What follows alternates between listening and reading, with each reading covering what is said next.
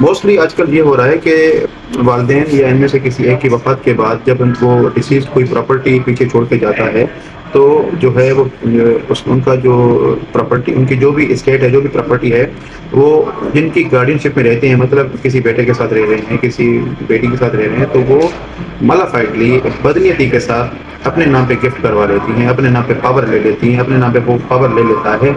اور بقایا سب کو کہتا ہے کہ آپ مجھے کنسینٹ دیں تاکہ میں اپنے والد سے، اپنی والدہ سے میں پاور لے لوں تاکہ ہم آپس میں ڈسٹریبیوٹ کر سکیں، کیونکہ ابو جی کی جو ابھی عمر ہے وہ 85 سال ہے، 80 سال ہے، تو لہٰذا وہ نہیں کر سکتے، آپ مجھے پاور بھیجیں۔ اب اس کنڈیشن میں جو میں آپ کو بتا رہا ہوں یہ ریئل کنڈیشن ہے، یہ ریئل کیس ہے۔ بہن بھائی باہر رہتے تھے، کوئی کس ملک میں، کوئی کس ملک میں، تو انہوں نے بھائی اپنی ایک بہن پہ بھروسہ کر کے پاور بھیج دیا کہ بھائی آپ ابو سے لے لیں اور آپ ہمیں پھر بعد میں ہمیں جو ہے وہ ٹرانسفر کر دینا۔ تو بہن بھی ڈاکٹر ہی تھی، انہوں نے کیا کیا، ابو سے اپنے نام پہ گفٹ کروا لی پراپرٹی، ساری پراپرٹی جو بھی تھی کراچی میں، کراچی مسلم ہاؤسنگ سوسائٹی میں کوئی ہے سندھی مسلم سوسائٹی، وہاں پہ ایک جو ہے وہ گھر تھا، وہ بھی اپنے نام پہ کروا دیا، بقایا ساری پراپرٹی اپنے نام پہ گفٹ کروا کے محترمہ چلی گئی دبئی اپنی جاب پہ۔ جب وہ جناب آتے ہیں امریکہ سے، بڑے بھائی آتے ہیں اور وہ جب کہتے ہیں کہ بابا جی یہ آپ نے جو ہے وہ گفٹ کر دیا، ہم نے تو پاور اس لیے دیا تھا کہ وہ آپ سے جو ہے وہ پاور لے کے اور ہم سب کے نام جو ہے وہ ڈسٹریبیوٹ کرے گی۔ اب دیکھیں لوگوں میں اویئرنیس بالکل کم ہے، بے شک وہ نیورولوجسٹ ہیں، وہ دماغ کا علاج کرتے ہیں، لیکن یہ دماغی چیزیں ان کے دماغ میں نہیں پڑتی،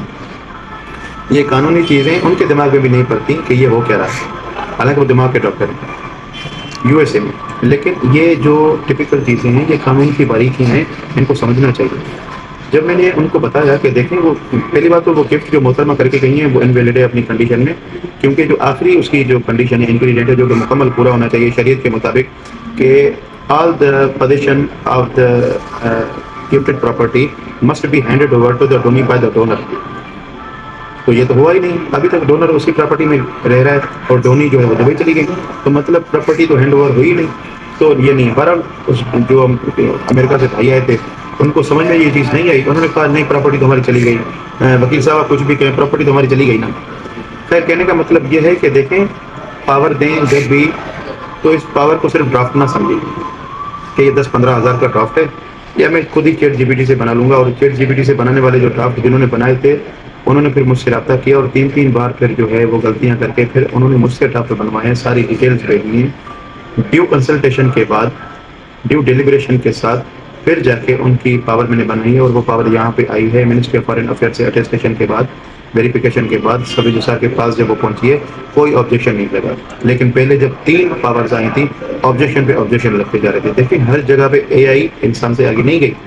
آپ ہیلپ لے سکتے ہیں، ڈیپینڈنٹ نہیں بن سکتے، اس چیز کو آپ سمجھ لیں۔ بے شک آپ کینیڈا میں رہتے ہیں، یو ایس اے میں رہتے ہیں، یو کے میں رہتے ہیں، کہیں پہ بھی رہتے ہیں،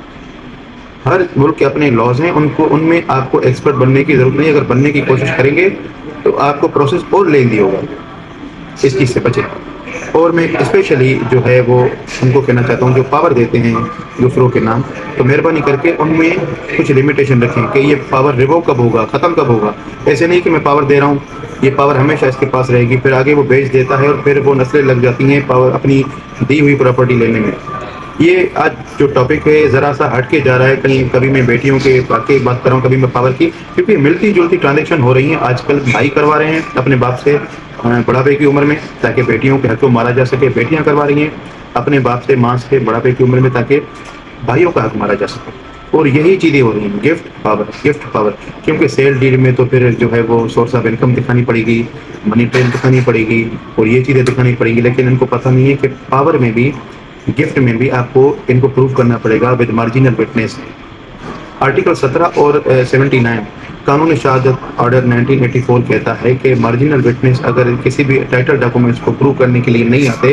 تو وہ صرف ایک پیپر ہے، اس میں کوئی اونرشپ ٹائٹل ڈاکومنٹس کی حیثیت اس کی کوئی بھی نہیں ہے۔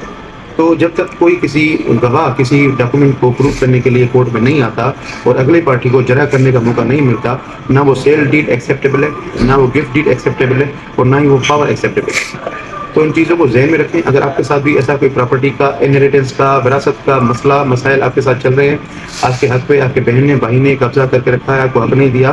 تو آپ مجھ سے رابطہ کر سکتے ہیں۔ میرا نمبر اسکرین پہ شو ہو رہا ہے، میری آفس بخاری فیز 6 کراچی DHA میں ہے۔ آپ میٹنگ کے لیے بھی آ سکتے ہیں. میری پریکٹس موسٹلی سٹی کو جو ہے اپنا ہائی کورٹ میں ہوتی ہے. تو انشاءاللہ آپ کو مکمل گائیڈ کروں گا. آپ اس میں